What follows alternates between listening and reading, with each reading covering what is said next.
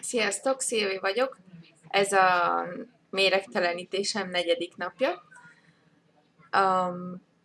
Rengeteget pisilek, egy kicsit gyenge vagyok.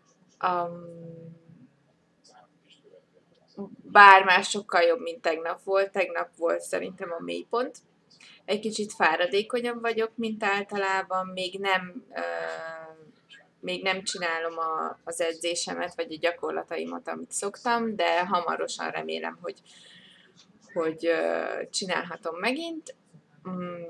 Nagyjából úgy állt be a dolog, hogy 4 löttyöt iszok naponta, plusz egy gyümölcs-turmixot, meg eszek egy kis nyers gyümölcsöt, meg valamennyi magot. Tehát ez a napi rutinom. Eddig leadtam 3 kilót, ami tök jó. Úgyhogy ennyi. Egészségetekre!